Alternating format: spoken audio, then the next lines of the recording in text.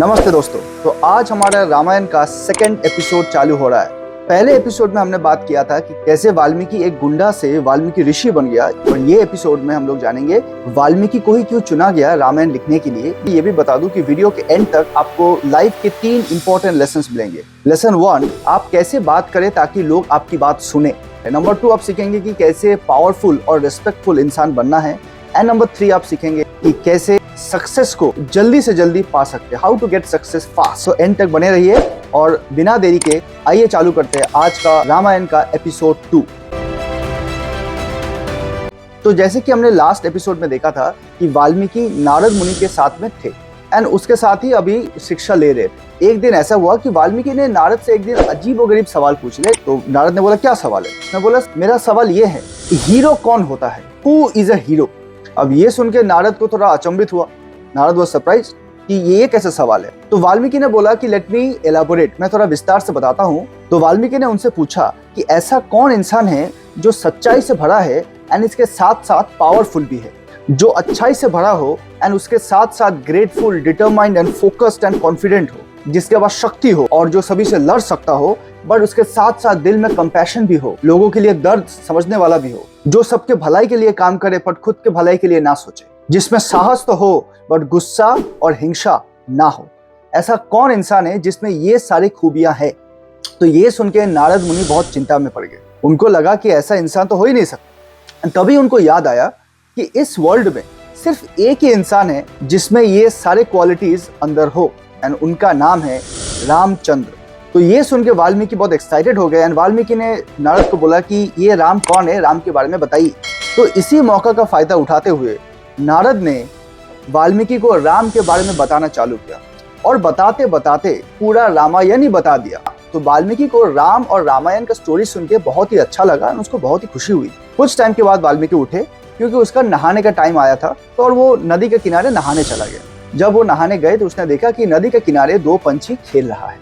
इतने में एक हंटर आके एक पंछी को मार देता है और ये देख के वाल्मीकि को बहुत कष्ट होता है एंड उसको वो बहुत ही बुरे शब्द में कर्स करता है, श्राप देता है। इवन दो वाल्मीकि ने बुरे शब्दों का प्रयोग किया था, पर जो उसका जो धुन था वो बहुत ही अच्छा था। आश्चर्यवर्ष ये धुन इतना अच्छा था कि ब्रह्मा जी लॉर्ड ब्रह्मा जी को बहुत अच्छा लग गया। इतना अच्छा लग गया वो खुद आके वाल्मीकि से मिलने चाहा। तो वाल्मीकि जब अपना घर पहुंचा तो ब्रह्मा को देख के वाल्मीकि पूरा चौंक गया कि ये क्या हुआ, ब्रह्मा देव मेरे से मिलने को आया। तो ब्रह्मा जी ने बताया जो मधुर धुन से कर्स दिया था, जिस सुर में उसने दिया था, वो सुर ब्रह्मा जी को बहुत पसंद आया। और क्योंकि वाल्मीकि के पास ये एक स्किल है, ये एक टैलेंट है कि सुर में बात करने, पोइट्री में बात करने का, इस स्किल को देखते हुए ब्रह्मा जी वाल्मीकि के लिए एक प्रोजेक्ट लेके आया। तो वाल्मीकि ने पूछा, ऐसा कौन सा काम है मेरे लिए? तो ब्रह्मा जी ने बोला, तुम जो ये रामायण का स्टोरी सुने हो, इसी को तुमको एक किताब में लिखना पड़ेगा और इसी धुन में लिखना पड़ेगा जिस धुन से तुमने बोला है।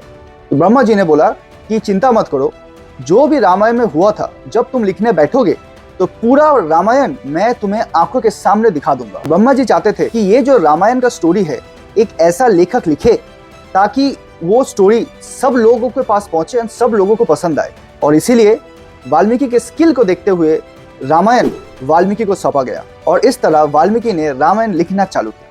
पर अभी प्रॉब्लम खत्म नहीं हुआ था, एक और प्रॉब्लम आने वाला था। क्योंकि जब रामायण का लिखना खत्म हुआ तो वाल्मीकि ने देखा कि रामायण का जो साइज है, जो वॉल्यूम है, वो बहुत बड़ा है। 6 बुक्स, 640 चैप्टर्स, 24,000 पोइट्रीज, ये सब मिला के रामायण था। तो अभी चैलेंज ये आया, इतना बड़ा महाकाव्य को लोगों तक कैसे पहुंचाया जाए, और इसीलिए वाल्मीकि बहुत चिंता में पड़ गए। बट उनके पास सोल्यूशन था और एपिसोड 3 में हम लोग जानेंगे कि कैसे वाल्मीकि ने रामायण को फैलाया एंड उससे भी बड़ी कि कैसे राम ने रामायण को सुना। हाँ, आपने सही सुना, राम ने खुद रामायण को सुना था। राम को पता नहीं था रामायण के बारे में, पर ये कैसे संभव है? और इसको जानने के लिए आपको एपिसोड 3 देखना पड़ेगा जो अगले हफ्ते रिलीज होने वाला है। तो अभी ये एपिसोड का स्टोरी तो खत्म हो गया, पर इससे लर्निंग क्या मिला? तो लर्निंग 1 कि how to make people listen to you, कैसे आप बात करें, किस टाइम पे और किस तरीके से बोले ताकि लोग आपकी बात सुने। तो आपको दिखेगा कि जब वाल्मीकि ने राम के बारे में जानने का क्यूरियोसिटी दिखाया, उसी वक्त नारद ने राम का ही बारे में नहीं बोला, बट उसके साथ साथ रामायण के बारे में भी बोल दिया। वो सिर्फ राम के बारे में भी बोल सकता था, बट नहीं, उसने रुका नहीं, वो राम के बारे में बोलते बोलते पूरा रामायण बोल दिया उनको। अब आप पूछोगे इसमें सीखने का क्या है? इसमें सीखने का ये है कि आप जब भी किसी को कुछ एडवाइस दे रहे हो, आप अगर किसी को कुछ बोल रहे हो, कोई रिलेटिव है, कोई दोस्त है, आपके लाइफ पार्टनर है, किसको कुछ एडवाइस दे रहे हो, कुछ आप चाहते हो कि वो अपना एडवाइस सुने, तो आपको पहले उनके क्यूरियोसिटी बढ़ाना पड़ेगा। जब वो सवाल करे तभी एडवाइस देना है, और अगर वो सवाल नहीं कर रहे हैं, इसका मतलब ये है कि आपने क्यूरियोसिटी इनफ डेवलप नहीं किया है उसको सवाल करने के लिए। और इन अदर वर्ड्स, अगर आप किसी को कोई एडवाइस देना चाहे, ये आपका रिस्पॉन्सिबिलिटी बनता है कि आप सामने वाले इंसान में क्यूरियोसिटी डेवलप करें, कुछ भी करके, सवाल करके या तो कुछ करके क्यूरियोसिटी डेवलप करें। और जब क्यूरियोसिटी डेवलप हो तभी advice they, because unsolicited advice, बिना पूछे गए एडवाइस देने से ना देना बेहतर है। बिकॉज हम सबको पता है कि अगर बिना पूछे कोई हमें एडवाइस देना आता है, नोबडी लाइक्स इट, किसी को पसंद नहीं आता है। और अगर वाल्मीकि के केस में वाल्मीकि अगर ये सवाल नहीं करता कि हीरो कौन है, तो नारद भी उन्हें रामायण नहीं बताता। तो नारद को लगा कि यही सही वक्त है पूरा का पूरा रामायण का स्टोरी उनको बताने का। तो यहाँ पे ये सीख मिलता है कि एडवाइस देना है तो ठीक से देना है, ठीक टाइम पे देना है, और क्यूरियोसिटी जनरेट करने के बाद देना है। अब चलते हैं लर्निंग नंबर 2 पे। लाइफ में एक पावरफुल और रिस्पेक्टफुल इंसान कैसे बने।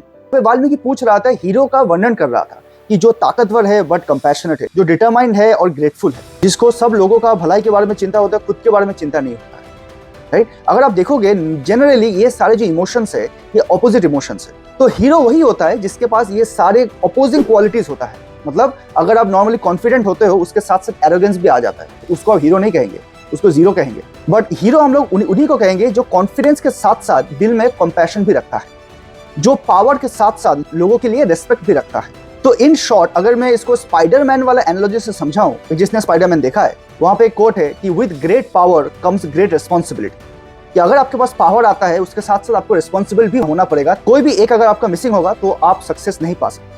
और अभी चलते हैं हमारे लास्ट और आखिरी इंपॉर्टेंट लेसन पे, जल्दी सक्सेस कैसे पाना है, how to get success fast. जब ब्रह्मा जी खुद चल के वाल्मीकि के पास आया, क्यों आया? उसका स्किल देख के आया, उसका हुनर देख के आया, उसका टैलेंट देख के आया। तो इसी तरह आपके जो स्पेशलिटीज है, आपके जो स्ट्रेंथ्स है, उस पर ज्यादा फोकस करेंगे, rather than कि मेरा जिंदगी में ये नहीं है, मेरा लाइफ में वो नहीं है, मुझसे ये नहीं हुआ है। But focus on what you have, जो आपके पास है उस पर फोकस कीजिए, उसी को शार्पन कीजिए। एंड जब आप उस पर ज्यादा फोकस करेंगे, स्ट्रेंथ्स पे ज्यादा फोकस करेंगे, अपने पावर्स पे ज्यादा फोकस करेंगे, तब आपको मिरेकुलस रिजल्ट्स मिलेंगे। आपको हैरानी होगी कि कहां से कुछ अपॉर्चुनिटीज आपके पास आते रहेंगे, just on the basis of focusing on your strengths. तो ये था हमारा 3 lessons. Like, subscribe and share and comment. बताइए क्या अच्छा लगा, क्या बुरा लगा। That's it from my side, that is the end of this video. Adios, sayonara, goodbye, जय हिंद।